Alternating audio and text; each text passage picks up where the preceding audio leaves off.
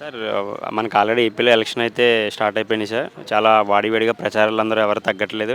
ఒక పక్కన బీజేపీ కూటమి, ఒక పక్కన జగన్మోహన్ రెడ్డి సింగిల్‌గా వస్తా అన్నారు సార్. ఈ 5 సంవత్సరాల పరిపాలన జగన్ గారి అభివృద్ధి, సంక్షేమ పథకాలు దాని గురించి ఏమన్నా ఒకసారి మీ మాటల్లో చెప్తారా? ఆ, జగన్ గారి ప్రభుత్వము అన్నప్పుడు మనకు కేవలము సంక్షేమం మీద మాత్రమే ఆధారపడి ఆయన పాలిస్తున్నాడు. అభివృద్ధి అనేది కొంతమంది చెప్తున్నారు, కానీ అభివృద్ధి అనేది ఏపీలో ఎక్కడా లేదు. అయితే కొంతమంది రాజకీయ నాయకులు ఏవో కొన్ని చెప్పొచ్చు, కానీ వాడికి సపోర్ట్ చేసేవాళ్ళు మనం నిజాయితీగా మాట్లాడుకుంటే యువతకు అనే వారికి భవిష్యత్ అనేది లేదు. ఉదాహరణకి ఒక చిన్న ఉదాహరణతో నేను చెప్తాను. ఇప్పుడు మీరు గ్రూప్ 1 కానీ, గ్రూప్ 2 కానీ, గ్రూప్ 3 కానీ ఇలాంటి పరీక్షలు తీసుకుంటే ఈ 5 ఏళ్లలో ఒక్క పరీక్ష కూడా జరగలేదు. యూత్ అనే వాళ్లకు ఇప్పుడు గ్రూప్ 1లో తయారైనటువంటి ఒక గ్రూప్ 2 ఆఫీసరు లేదా గ్రూప్ 1 ఆఫీసరు ఒక 5 ఏళ్ల తర్వాత ప్రమోషన్ అయ్యి 10 ఏళ్ల తర్వాత ప్రమోషన్ వస్తే ఈ బ్యాచ్లో ఒక 15 ఏళ్ల తర్వాత ఏపీలో గ్రూప్ 1 స్థాయిలో ఉండేటువంటి టాప్ ఆఫీసర్ ఒక్కడు కూడా ఏపీ నుంచి ఉండడు. అప్పుడు వీళ్ళు ఎక్కడి నుంచి తెచ్చుకోవాల్సి వస్తుందంటే వేరే రాష్ట్రాల నుంచి తెచ్చుకోవాల్సి వస్తుంది. ఒక్క టీచర్ ఉద్యోగాలు ఇవ్వలేదు. వాలంటీర్ ఉద్యోగం అనేది ఉద్యోగమే కాదు, వాళ్ళే చెప్తున్నారు. దానివల్ల మీరు ఇండైరెక్ట్గా యువత జీవితాలను నాశనం చేస్తున్నారు. ఎందుకంటే 5,000 రూపాయలతో వాడు ఎలా బతుకుతాడు? వీళ్ళు రేపొద్దున ఇప్పుడు మాలాంటి వాళ్ళు కానీ ఎవరైనా సరే వాళ్ళ పిల్లల్ని బీటెక్ కానీ ఎంటెక్ కానీ చదివించి వాలంటీర్ ఉద్యోగానికి పంపిస్తారా? అసలు ఈ ఉద్యోగాల ఎలా అవుతాయి ఉద్యోగాలు 5,000 రూపాయలతో? అందువల్ల యువతలో మాలాంటి వాళ్లకు ఏమైనా మాకేం అభ్యంతరం లేదు, ఎందుకంటే మాకు అయిపోయింది, మేము రిటైర్డ్ అయిపోయాం. కానీ యువతకు మీరు ఏం చూపించారనేది ఒక్కరోజే. దీనికి అంతటి కారణం ఏమంటే కేవలం అధికారంలో అయితే నేను చంద్రబాబు నాయుడు ఇక్కడ మరొక ముఖ్యమైన విషయం అంటే చంద్రబాబు నాయుడు ఎంత దారుణంగా ప్రభుత్వాన్ని పాలించి ఉంటే జగన్మోహన్ రెడ్డి ఇంత దరిద్రంగా చేస్తున్నా కూడా ఇంకా ప్రజలు జగన్మోహన్ రెడ్డిని మెచ్చుకుంటున్నారు. ఆ పాయింట్ అందరూ గమనించాలి, ముఖ్యంగా చంద్రబాబు నాయుడు గారు గమనించాలి. నాకు ఎప్పుడు అవకాశం రాలేదు. అయ్యా మీ పాలనలో బాగా చేశారు, మేము కాదనం, బ్రహ్మాండంగా చేశారు. కానీ మీరు మీకు తెలిసో తెలియకుండానో ఎంత దరిద్రంగా మీ మంత్రులు మీరందరూ పాలించి ఉండకపోతే ఇప్పుడు జగన్మోహన్ రెడ్డి హంతకుడు అంటున్నారు, అభివృద్ధి లేదంటున్నాం, అన్నీ తెలుసు మనం. కానీ జగన్మోహన్ రెడ్డికే ఓటేసే వాళ్ళు చాలామంది ఉన్నారు. అంటే మీ మీద ప్రజల్లో ఇంకా ఎంత వ్యతిరేకత ఉందో మీరు ఆలోచన చేయాలి. ఈ పనులు భవిష్యత్తులో మళ్ళీ మీరు చేయకుండా కూడా చూసుకోవాలి. అట్లా కాకపోతే ఇప్పుడు ఏపీ అనేదానికి ఇప్పుడు డిగ్రీ ఒక బీటెక్ అయిపోయిన ప్రతి విద్యార్థి కానీ ఎవరైనా సరే ఏం చేస్తున్నారు, అటు బెంగళూరు కన్నా వెళ్తున్నారు, ఇటు హైదరాబాద్ కన్నా వస్తున్నారు. కోచింగ్ తీసుకొని కోచింగ్కి కానీ ఉద్యోగాలకు కానీ హైదరాబాద్కే వస్తున్నారు. మరి ఎవరైనా సరే విజయవాడలో కానీ విశాఖపట్నంలో కానీ మాకు ఉద్యోగం వస్తుందని చెప్పేవాళ్ళు ఉన్నారు ఎవరైనా? ఎన్ని ఉద్యోగాలు వస్తున్నాయి? పోనీ విజయవాడ కానీ ఎవరైనా కానీ ఎంతమంది అక్కడ అవకాశాలు కల్పిస్తున్నారు మీరు?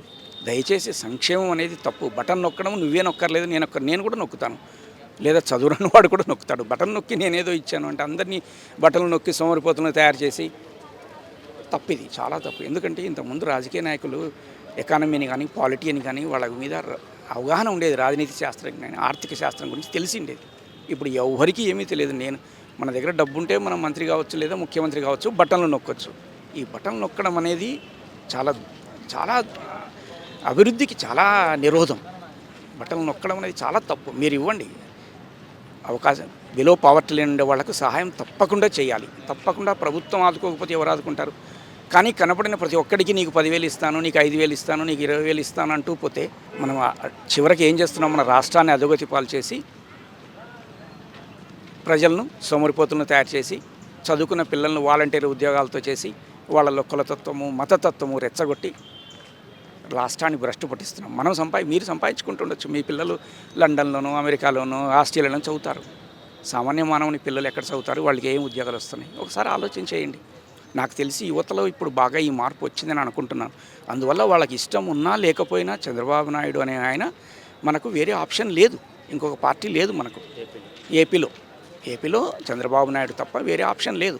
అయితే అతను ఇంతకుముందు చేశాడు కాబట్టి ఆ పాతవి గుర్తుపెట్టుకొని యువత ఇప్పటికి కూడా తమకు కూడా రేపు ఏమైనా ఐటీలో ఉద్యోగాలు వస్తాయి అనే ఆలోచనతో వాళ్ళు ఓట్లు వేసే అవకాశాలు ఉన్నాయి. కొంత మార్పు వస్తుంది. ఎక్కడైనా సరే ప్రభుత్వానికి దుర్మార్గంగా పాలించినప్పుడు కానీ లేదా యువతకు అభివృద్ధి లేనప్పుడు కానీ డెఫినెట్గా మార్పు వస్తుంది. ఆ మార్పు రావాలని కూడా అనుకుంటున్నాం. అప్పుడు వస్తే కనీసం వచ్చేసరికన్నా జగన్మోహన్ రెడ్డి గారు బుద్ధి తెచ్చుకొని ఇలాంటి పనులు చేయకుండా మంచిగా సంక్షేమం మాత్రమే కాకుండా అభివృద్ధిని కూడా లెక్కలోకి తీసుకుంటారని నేను అనుకుంటున్నాను. ఆయన నేర్చుకోవాలని కూడా నా ఉద్దేశం. అలాగే 3 రాజధానుల అంశాన్ని పోలవరం ప్రాజెక్ట్ ఎందుకు కంప్లీట్ చేయలేకపోయారు సార్ ఈ 3 సంవత్సరాలు? 2 సంవత్సరాలు కరోనాలో పోయిందని చెప్పేసి చెప్తున్నారు కదా! అంటే అసలు ఇక్కడ ఒక విషయం మనం ఆలోచన చేయాలి. మనము మన మానసిక స్థితి అనే దాని గురించి ఆలోచన చేయాలి. ఇక్కడ ఏమైపోయిందంటే దురదృష్టవశాత్తు జగన్ గారి పార్టీ, చంద్రబాబు నాయుడు గారి పార్టీలు తీసుకుంటే వాళ్ళకు ప్రజలతో నిమిత్తం లేకుండా, అభివృద్ధితో నిమిత్తం లేకుండా కేవలము వ్యక్తిగత ద్వేషాలతో వాళ్ళు పరిపాలన చేస్తున్నారు. అంటే ఏ పనైతే చంద్రబాబు నాయుడు చేశారో జగన్ గారు అది నేను చేయకూడదు, అంతే అంతే. మొత్తం నేను వాటిని తీసేది. జగన్ ఈయన అన్నా క్యాంటీన్ పెడితే దాన్ని నేను మూసేయాలి. ఇది చాలా తప్పు. అంటే ఇది వారికి లేని రాజకీయ పరిపక్వత లేకపోవడము.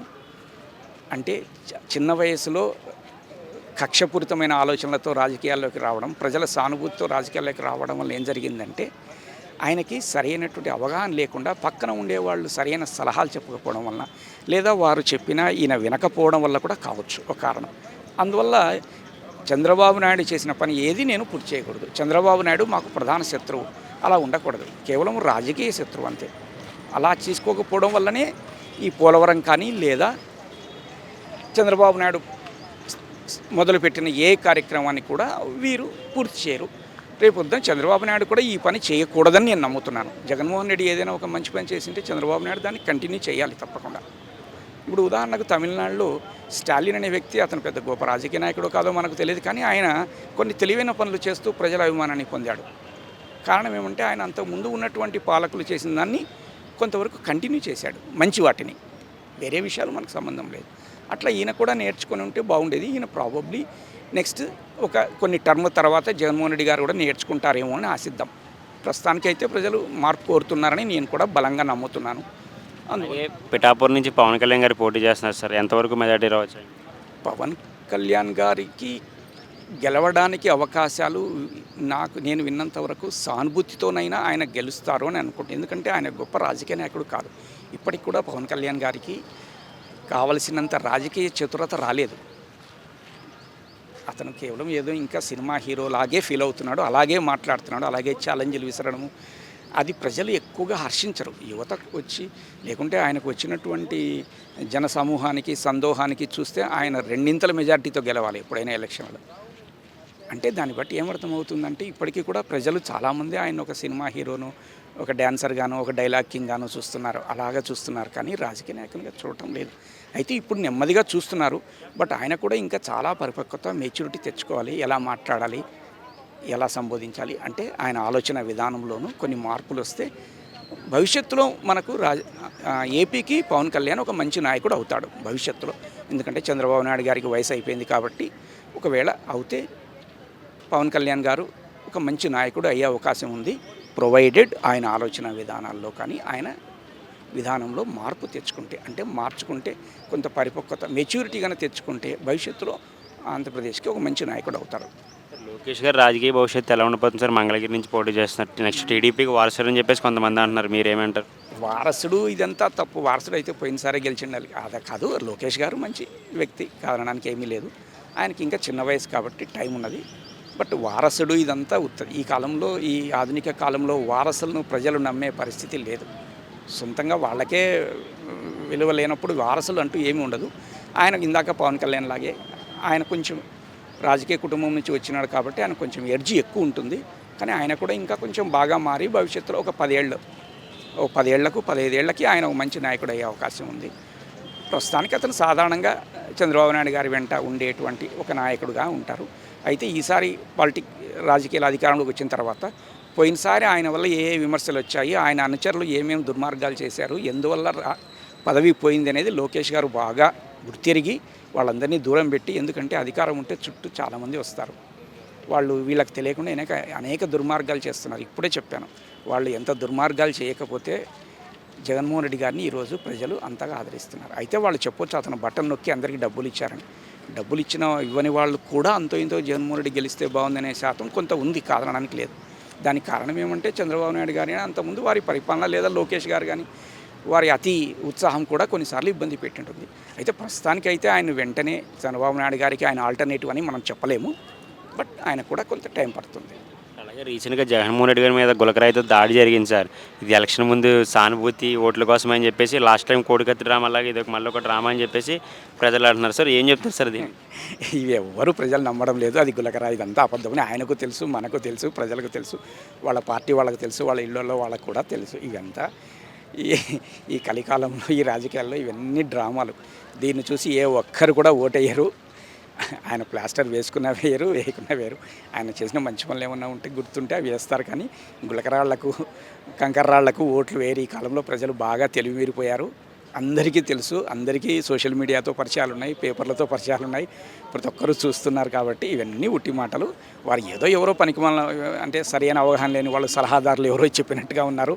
ఆయన పాపం అనవసరంగా జగన్మోహన్ రెడ్డి నవ్వుల పాలైనాడు. కానీ ఇలాంటివన్నీ ప్రయత్నాలు శుద్ధ దండగా, తప్పు. మేనిఫెస్టో వచ్చింది చూసారు సార్, వైసీపీది పెద్దగా మార్పులు చేర్పులు లేనట్టున్నాయి. అంటే ఆయనకు కూడా ఇంకా అంతకు మించి వేరే ఆల్టర్నేటివ్ ఏమీ లేదు. ఆల్రెడీ అన్ని బట్టలను నొక్కేశాడు. ఇంకా కొత్త బట్టలు ఎక్కడి నుంచి తయారవుతాయని ఇవ్వడానికి కూడా ఏదో దానికి అన్నిటికీ 10,000 ఇస్తే ఇంకో 2,000 ఎక్కువ చేసి 12,000 ఇస్తానని, 12 ఇస్తే 14 ఇస్తానని చెప్తారు. కానీ ఎవరికైనా అంతకంటే మించి అసాధ్యం కదా. కాబట్టి ఏం కొత్తదనం ఉండదు. ఆయన శాచురేషన్కి వచ్చేసినారు.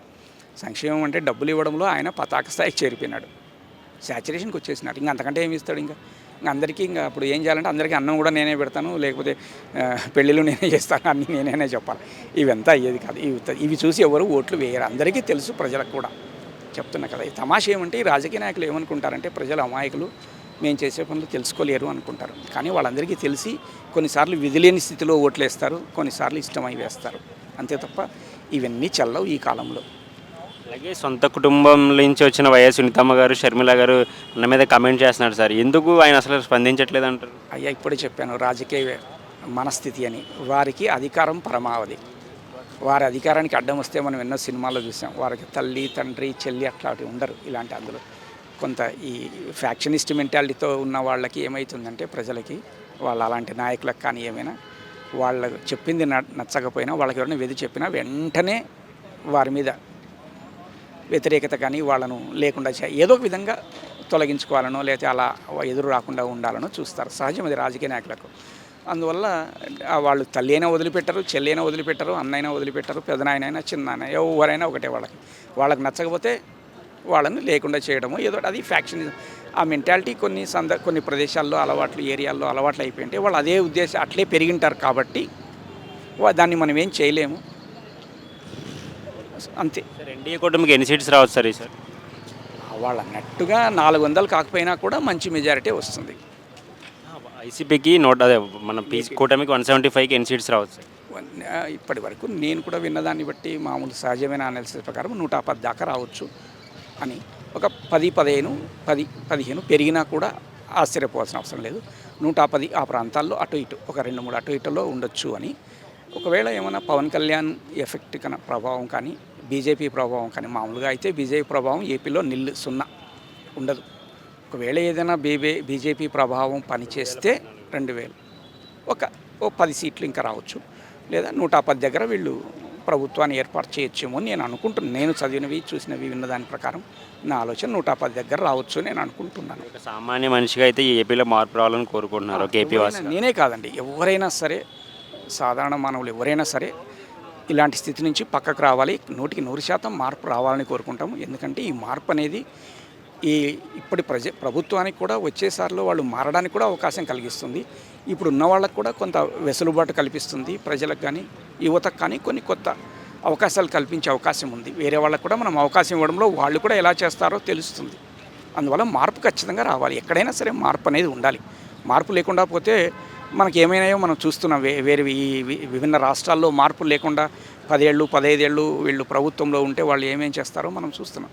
కాబట్టి 5 ఏళ్ళు చాలు. మళ్ళీ 5 ఏళ్ళు వేరే వాళ్ళు వస్తేనే బాగుంటుంది అని నేను అనుకుంటున్నాను. మార్పు రావాలని నా అనుమానం. తెలంగాణ ముఖ్యమంత్రి కేసీఆర్ రీసెంట్గా కమెంట్ చేశారు సార్, ఏపీలో జగనే వస్తాడని చెప్పి. దీన్ని ఎలా చూడాలంటారు సార్ మీరు? ఏమీ లేదండి, తెలంగాణ కేసీఆర్ అని ఆయన మనందరికీ తెలిసిందే ఒక అవకాశవాది.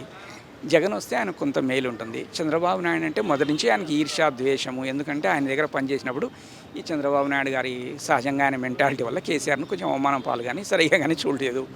దానివల్ల ఆటోమేటిక్గా కేసీఆర్కి ఏముంటుందంటే కోపం గొంతుల దాకా ఉంటుంది ఆయన మీద. కాబట్టి జగన్ మంచివాడా చెడ్డవాడా ఆయనకు సంబంధం లేదు. తర్వాత ఎక్కడైనా కూడా ఆంధ్రప్రదేశ్ పక్కన ఉండే రాష్ట్రం బలహీనంగా ఉండి చెడిపోతుంటే ఎట్లయినా మనకు తెలంగాణకు అడ్వాంటేజే. కాబట్టి తెలంగాణ బాగా వృద్ధిలోకి వస్తుంది. ప్లస్ ఇతరత్ర ఆయనకు కూడా సహాయం వస్తుంది. అంతే తప్పితే కేసీఆర్కి అందులో పెద్ద రాజకీయ ఇంట్రెస్ట్ ఉంటుంది అనేది మనం ఏం అనుకోవాల్సిన పని లేదు. ఏమంటే చంద్రబాబు నాయుడు వస్తే థ్రెట్ అవుతాడు, తర్వాత ఆయనకు బేసిక్గా సరిపోతుంది చంద్రబాబు నాయుడు అంటే. ఆ కారణాలు అనేది మనకు తెలిసినవే. అందువల్ల సహజంగా ఆయన జగన్ గెలవాలనుకోవడంలో పెద్ద ఆశ్చర్యం ఏం లేదు, తప్పు కూడా ఏమీ లేదు. ఆయన స్వార్థం అయినది. Okay sir, thank you. Thank you. Hi madam, hello అండి. మీ నేమ్? దివ్య. యాక్చువల్లీ మీరు ఏపీఎం మీద తెలంగాణ? మాది ఆంధ్రప్రదేశ్, ఓకే, ఎక్కడ ఆంధ్రప్రదేశ్? నెల్లూరు. మేడం ఆల్రెడీ మనం ఎలక్షన్స్ అయితే స్టార్ట్ అయిపోయినాయి ఏపీలో, సో మీరు కూడా వెళ్ళి ఓటు వేస్తారు. అంటే ఏంటంటే మెయిన్ ఒక్కటేమో ఎన్డీఏ కూటమిగా వస్తున్నారు, టీడీపీ, జనసేన, బీజేపీ. జగన్మోహన్ రెడ్డి గారేమో సింగిల్గా వస్తున్నారు. మనం ఆల్రెడీ 5 years అయింది పరిపాలన చూసి, ఒక 2 years కరోనా తీసేసిన 3 yearsలో ఆయన చేసిన డెవలప్మెంట్ కానీ లైక్ సంక్షేమ పథకాలు అయితే అందరికీ అందాయని చెప్పేసి అంటున్నారు. సో బట్ అభివృద్ధి ఏది 3 capitals అని చెప్పేసి ఇట్లా చాలా ప్రామిస్ చేశారు, అవి ఏమి అవ్వలే. సో ఈ 5 yearsలో ఆయన డెవలప్మెంట్ గురించి మీరు ఏం చెప్తారు? ఈ 5 yearsలో అయితే క్యాపిటల్ రిలేటెడ్ అయితే ఏం డెవలప్మెంట్ కనిపించట్లేదు.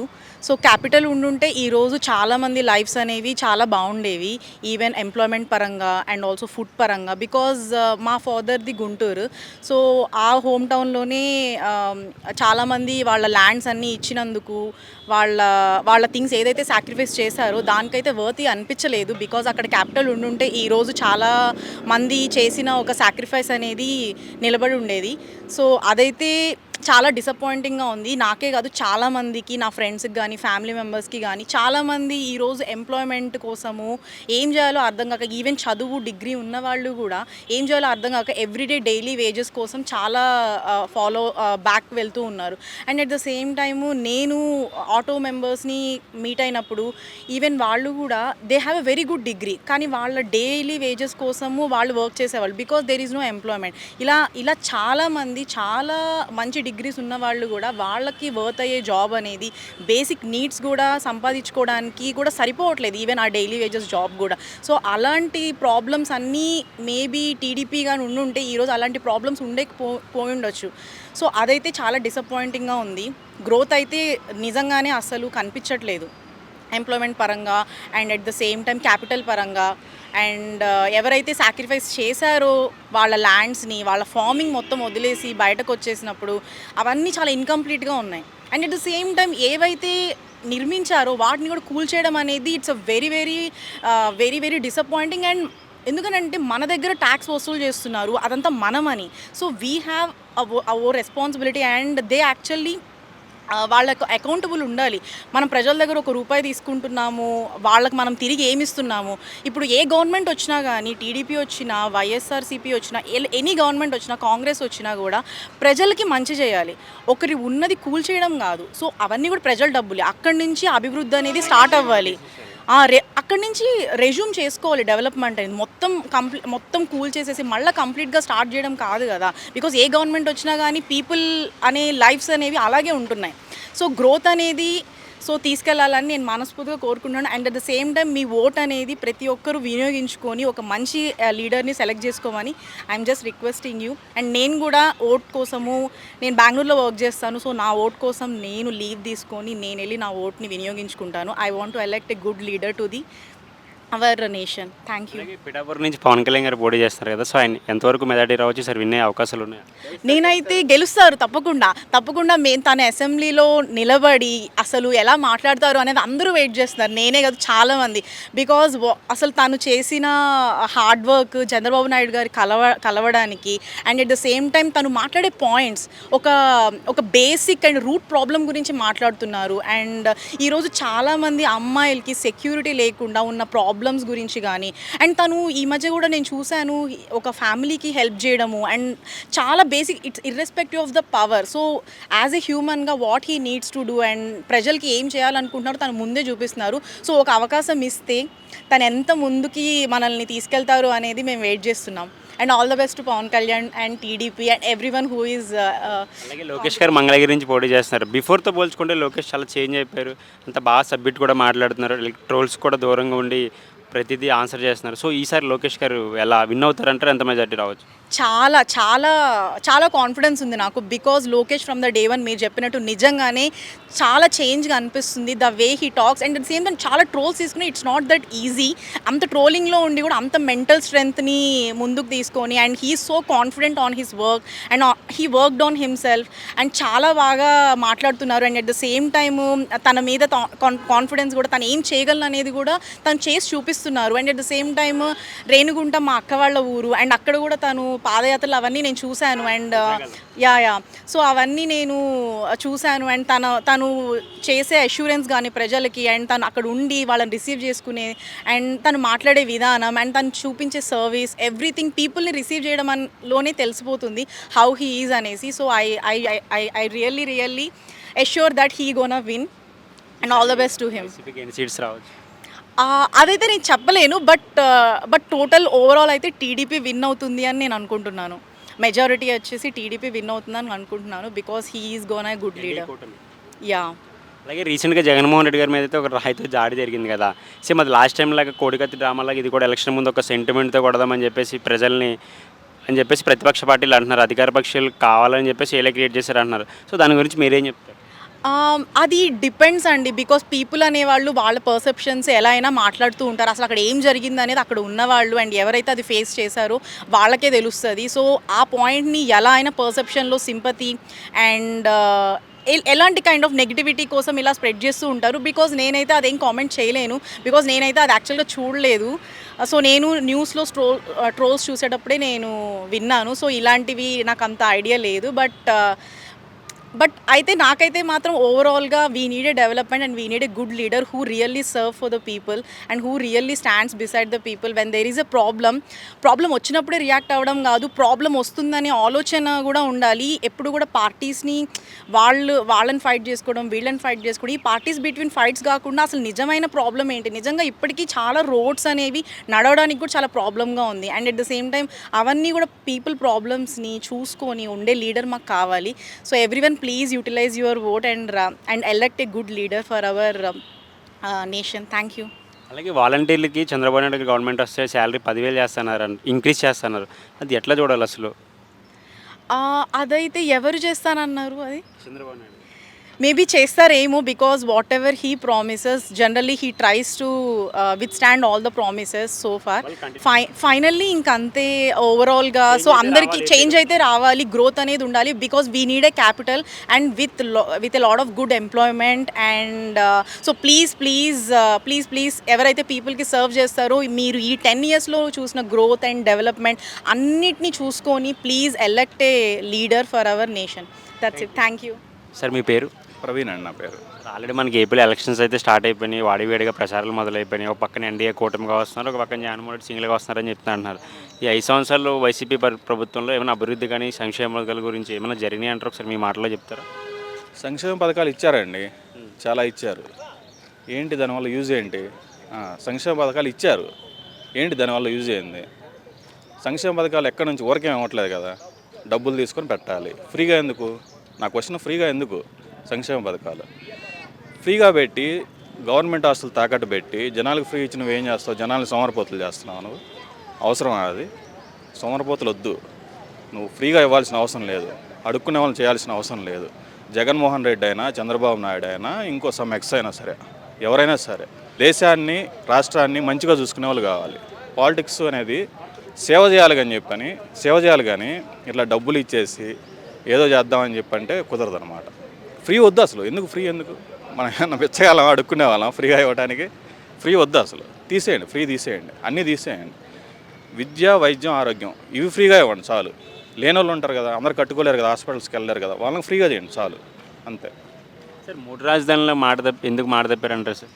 అది వేస్ట్ అండి. ఇప్పుడు అమరావతి తీసుకొచ్చి పెట్టారు, అక్కడ పెట్టిన తర్వాత మోడీ గారే వచ్చారు, ప్రధానమంత్రి గారు అక్కడ శంకుస్థాపన చేశారు భూమి పూజ చేసిన తర్వాత మళ్ళీ 3 రాజధానులు.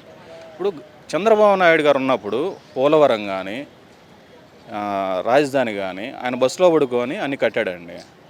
సెక్రటరేట్ కట్టాడా? కట్టాడు. దానిలో పోయి కూర్చున్నాక ఈరోజు జగన్మోహన్ రెడ్డి సెక్రటరేట్కి వస్తున్నాడు. అసలు ఎందుకు రావట్లేదు? చంద్రబాబు నాయుడు కట్టాడని చెప్పని రావట్లేదు. అధికారంలో రాగానే వాళ్ళు కట్టివేతలు అది కూల్చేశారు కదా సార్, దాన్ని ఎలా అదే అదే కరకట్ట మీద కూల్చేశారు. ఎందుకు కూల్చేశారు? కోపంతోనే కదా. ఎందుకు కోపం? కూల్చేశారు, అదేం ఊరకుండదు కదా. అది 50 కోట్లు 100 కోట్లు ఉంటుంది. ఎందుకు కూలుస్తావు? 50 కోట్లు నష్టం చేసినట్టే కదా జగన్మోహన్ రెడ్డి. ఆ, నష్టం చేసినట్టే కదా. ఆ 50 కోట్లతో ప్రజలకు సేవ చేయి నువ్వు. దాన్ని గుల్చే బదులు ఆ కొలవటానికి ఆ బుల్డోజర్ కావాలి కదా. ఊరకే రాదు కదా బుల్డోజర్. 1000 రూపాయలు 2000 ఖర్చు పెట్టి ఉంటావు కదా బుల్డోజర్కి. అయానికి ఎవరికైనా లేని వాళ్ళకి ఫ్రీగా అన్న ఇస్తే కనీసం 2 పూటలు అన్నం అన్నది తింటారు. పగలో ప్రతీకారాలు మాని రాష్ట్రం ఎట్లా అభివృద్ధి చేయాలో రాజకీయ నాయకులు ఆలోచిస్తే బాగుంటుంది. అలాగే ఎన్డీఏ కూటమికి ఎన్ని సీట్లు రావచ్చు సార్ ఈసారి? అది నాకు ఐడియా లేదండి. ఎన్డీఏ వాళ్ళు మంచి చేస్తుంటే 300 అంటే మ్యాజిక్ ఫిగర్ అయితే దాడతారండి. మనకి 175 కదా సార్, 170కి ఎన్ని రావచ్చు ఏపీలో? ఏపీలోనా? ఏపీలో నేను అనుకోవటం అయితే 110 పైన వస్తాయండి, కూటమికి వస్తాయి. అలాగే పిఠాపురం నుంచి పవన్ కళ్యాణ్ గారు పోటీ చేస్తున్నారు సార్, గెలుస్తారు. మెజారిటీ ఏమన్నా చెప్పగలరా? వస్తాయండి, 50+ వస్తుంది అనుకుంటున్నాను నేనైతే. పవన్ కళ్యాణ్ గారు గెలుస్తారు. ఎందుకంటే యూత్లో ఫాలోయింగ్ ఉంది పవన్ కళ్యాణ్ గారికి. ముందు ఏదో చేయాలన్న తపన ఉంది పవన్ కళ్యాణ్ గారికి. ఇంతవరకు గెలవలేదు ఎమ్మెల్యేగా, కానీ తపన కనిపిస్తుంది పవన్ కళ్యాణ్ గారు. గత ఎలక్షన్స్లో చూసుకుంటే లోకేష్ గారు అయితే చాలా మార్పు చెందారు, చాలా యాక్టివ్గా మాట్లాడుతున్నారు, సబ్జెక్ట్ మాట్లాడుతున్నారు సార్. ఈసారి మంగళగిరి నుంచి పోటీ చేస్తున్నారు. ఆయన విజయ అవకాశాలు ఎలా ఉన్నాయి? గెలుస్తారు. అది కూటమే గెలుస్తుంది అన్నాను కదా. కూటమే గెలుస్తుందంటే ఆ వేవ్లో లోకేష్ గారు కూడా గెలుస్తారు. ఎందుకంటే ఇప్పుడు అతను భయపడే వ్యక్తి అయితే ఒకసారి అక్కడ ఓడిపోగానే మంగళగిరి నుంచి వెళ్ళిపోతారు. అతను వెళ్ళిపోకుండా నేను ఇక్కడే గెలిచి చూపిస్తానని చెప్తున్నారు లోకేష్ గారు. ప్రజలు కూడా అబ్జర్వ్ చేస్తూ ఉంటారు. అంటే నేను చెప్పడం కాదు, ప్రజలు కూడా చూస్తుంటారు కదా లోకేష్ గారి గురించి ఏం చెప్తున్నారు ఏంటి అనేది. సో గెలుస్తారు, 50,000 పైన గెలుస్తారు లోకేష్ గారు. అలాగే కొన్ని రోజుల క్రితం జగన్మోహన్ రెడ్డి గారి మీద అయితే దాడి జరిగింది గులకరాయితో. అది సేమ్ లాస్ట్ టైం లాగా కోడికత్తి డ్రామాలాగా ఎలక్షన్ ముందు ఇది ఒక సింపతి స్టంట్ అని చెప్పేసి ప్రజలు అంటున్నారు, అలాగే ప్రతిపక్ష పార్టీలు కూడా అంటున్నారు. దీన్ని ఎలా చూడాలి? అది నేను చూడలేదు కాబట్టి నేనేం మాట్లాడలేనండి. అంటే డైరెక్ట్గా తెలియదు కదా, మనం స్పాట్లో లేము. చూడకుండా మనం ఏదో చెప్పడానికి లేదు. అది ఎవరైనా సరే, జగన్ గారైనా చంద్రబాబు నాయుడు గారైనా ఇంకెవరైనా సరే, నేనైతే చూడకుండా మాట్లాడను. నా కళ్ళతో నేను చూసింది ఏదైనా ఉంటే చెప్తానండి. అలాగే నేను మేనిఫెస్టో రిలీజ్ చేశారు సార్ జగన్మోహన్ రెడ్డి గారు. ఏమన్నా మార్పులు చేర్పులు పెద్దగా కనిపించాయి మీకు? ఇంకా నేను చూడలేదండి మేనిఫెస్టో. యాక్చువల్గా తెలియదు, ఐడియా లేదు నాకు మేనిఫెస్టో. కానీ ఏం రిలీజ్ చేసినా అండి, ఇప్పుడు అన్నీ సర్వనాశనం చేశారు. ఏపీ మొత్తం సర్వనాశనం అయింది. ఫ్రీ ఫ్రీ ఫ్రీ ఫ్రీ అని చెప్పి అన్ని పథకాలు ఇచ్చేసి ఫ్రీగా దేశాన్ని రాష్ట్రాన్ని సర్వనాశనం చేశారు. ఫ్రీ అవసరం లేదు, అదే చెప్తున్నాను నేను. మాకు ఫ్రీ వద్దు. వాలంటీర్ వ్యవస్థ గురించి ఏం చెప్తారు సార్? వాలంటీర్ 5,000 ఏం సరిపోద్దండి మీకు? వాలంటీర్కి 5,000 ఇస్తున్నారు, ఏదో పెట్టారు వాలంటీర్ని. అలా సరిపోయిద్దా? అసలు వాలంటీర్ని కనుక్కున్నారా మీరు వెళ్ళి? మాకు 5,000 సరిపోతాయా అని చెప్పని. ఎందుకు వాలంటీర్ ఇల్లు తిరగాలి వాళ్ళకి ఎండనగా పగలనగా? దాని బదులు ఎంప్లాయ్మెంట్ క్రియేట్ చేయండి వాలంటీర్స్కి. ఇప్పుడు వాలంటీర్స్ ఉన్నారు కదా, వాళ్ళకి సపరేట్గా జాబ్ మేళా పెట్టండి, వాళ్ళకి ఉద్యోగాలు ఇప్పియండి. ఉద్యోగాలు ఖాళీ ఉన్నాయి కదా, గవర్నమెంట్ ఉద్యోగాలు వాళ్ళకి ఇవ్వండి, వాళ్ళు హ్యాపీగా ఉంటారు. 5,000 ఇచ్చి ఎండలో తిప్పి ఇంటింటికి తిప్పి అంటే జనాల్ని సోమరబోతులు చేస్తారు. ఇంట్లో కూర్చోబెట్టి వాళ్ళ దగ్గర తీసుకెళ్ళి సరుకులు ఇచ్చేది ఏంది? కనీసం నడిస్తే వాకింగ్ అన్న అయ్యిద్ది. అక్కడ పంచాయతీ ఆఫీస్ దాకన్నా పోతే వాళ్ళకి కొంచెం వాకింగ్ అన్న అయ్యిద్ది. వాళ్ళ ఇంట్లోకి వచ్చి కూర్చోబెట్టి వాళ్ళ దగ్గరికి పోతే రేపు వస్తారా బయటికి వాళ్ళు? అలాగే యువతకి జాబ్ క్యాలెండర్ ఎందుకు రిలీజ్ చేయలేదు అంటారు? ఒక 2 years కరోనా పోయింది, కరోనా వంక చెప్పేసి అన్నారు. 3 years ఉంది అక్కడ టైం, ఎందుకు చేయలేకపోయారు సార్ జాబ్ క్యాలెండర్ అయితే? అది జగన్ గారిని అడగాలి మనం. సీఎం అతనే కాబట్టి ఇప్పుడు ఇక్కడ జాబ్ క్యాలెండర్ రిలీజ్ చేయలేదు, డిఎస్సి రిలీజ్ చేయలేదు కాబట్టి కేసీఆర్ గారు పోయారు. ఇప్పుడు అక్కడ రిలీజ్ చేయకపోతే ఆయన కూడా పోతారు, జగన్ గారు కూడా పోతారు. ఆబ్వియస్లీ ప్రజలు తెలియగలవాలి కదా, వాళ్ళు చూస్తారు ఏం చేస్తున్నారు, గవర్నమెంట్ ఎవరు ఏం చేస్తున్నారు. నా దృష్టిలో అండి ఇప్పుడు చంద్రబాబు నాయుడు మేము చదువుకున్నాము, జాబ్స్ చేసాము, చూస్తున్నాము. చంద్రబాబు నాయుడు గారిని చూసాము, జగన్ గారిని చూసాము, వైఎస్ రాజశేఖర రెడ్డి గారిని చూసాము. So the best CM in Andhra Pradesh Nara Chandrababu Naidu గారు అండి. అంతే, దట్స్ ఆల్, దట్స్ ఫైనల్, అంతే. ఇంకెవరు లేరు. ఈ రాజకీయాలు ఫ్రీలు ఇవన్నీ వద్దండి. చంద్రబాబు నాయుడు గారు కూడా చెప్తున్నా నేను, వద్దు ఫ్రీలు వద్దు. మీరు ఏదైనా చేయదలుచుకుంటే మీ మీడియా ద్వారానే చెప్తున్నా. చంద్రబాబు నాయుడు రేపు కూటమి గెలిచినా కూడా మీరు ఫ్రీలు ఇవ్వద్దు దయచేసి. బాబు గారికి కూడా చెప్తున్నా. బస్ ఫ్రీ అని చెప్పేసి మహిళలకు అన్నారు, కొంచెం ఆలోచించుకోమని చెప్తున్నా. ఆయనకు కూడా నేను, అంటే నా పర్సనల్ ఒపీనియన్ అండి ఇది, చెప్తున్నాను వాళ్ళకి వద్దు, ఫ్రీ దేనికి ఇవ్వద్దండి. ఫ్రీ ఇస్తే ఏంటంటే ఆబ్వియస్గా గవర్నమెంట్ మీద బడ్డన పడిద్ది. వద్దు, ఫ్రీ వద్దు. మీరు ఏదైనా చేయదలుచుకుంటే ప్రజలకు ఏదైనా చేయండి, మంచి చేయండి, అది మంచిది ఎవరైనా సరే. అలాగే కేసీఆర్ గారు 2 రోజుల క్రితం కమెంట్ చేసేస్తారు మళ్ళీ జగనే అధికారంలోకి వస్తారని, దీన్ని ఎలా చూడాలి సార్? వచ్చినప్పుడు చూద్దాం. నేను చెప్తా రాహుల్ గాంధీ పిఎం అవుతారని చెప్తాను. అవన్నీ ఏంటంటే జోస్యాలు చెప్పినట్టు ఉంటుంది అంతే. సరే, మొత్తానికైతే మీరు ఏపీలో మార్పు రావాలని మళ్ళీ కోరుకుంటున్నారు ఒక ఏపీ వాసిగా? రావాలండి, మార్పు రావాలి. ఇట్లా ఉంటే కష్టం, నడవదు. ఇప్పుడు జగన్ గారు వచ్చారు, ఏపీలో ఎవరైనా ఉన్నారా? ఆంధ్ర వాళ్ళు మొత్తం తెలంగాణలో వచ్చారు. ఎందుకు వచ్చారు? వలస వచ్చారు. ఎందుకు రావాల్సిన అవసరం ఏముంది? జగన్ గారు రాగానే ఏం చేశారు? ఎక్కడికెక్కడ ఆపిచ్చేశారు. చంద్రబాబు నాయుడు చేసిన పనులన్నీ ఆగిపోయినాయి. అమరావతి నుంచి రోడ్లు వేశారు, తెలుసా మీకు? కనెక్టింగ్ రోడ్స్ వేశారు డెవలప్మెంట్ కోసం. అనంతపురం అటు సైడ్ వేశారు. ఎక్కడెక్కడ ఆగిపోయినాయి, ఇసుకలు అట్లే ఉన్నాయి, రోడ్స్ అట్నే ఆగిపోయినాయి. ఎందుకు అవసరం ఏముంది? ఎందుకు ఆపారు? మీరు గవర్నమెంట్ వచ్చింది, డెవలప్మెంట్ ముందుకు తీసుకెళ్ళండి, కంటిన్యూ చేయాలి. ఆపేస్తే ఏమొస్తుంది? ఇప్పుడు గవర్నమెంట్ చేసిందండి డెవలప్మెంట్, దాన్ని ముందుకు తీసుకెళ్ళాలి. కానీ నెక్స్ట్ గవర్నమెంట్ వచ్చింది, ఆపేస్తే అట్లా అది ఏ గవర్నమెంట్ అయినా సరే ఆపొద్దు. గవర్నమెంట్ ఉన్నప్పుడు వాళ్ళు స్టార్ట్ చేసినవి అవి మంచి అయితే చేయండి, మీకు మంచిగా అనిపిస్తే తీసేయండి. అంతేగాని రోడ్లే మంచి కదా కనెక్టింగ్. ఇప్పుడు అమరావతి లేదు మనకి, అమరావతికి రోడ్లు వేస్తే మీకు ప్రాబ్లం ఏంది? చేయండి, కంటిన్యూ చేయండి development. Okay sir, thank you.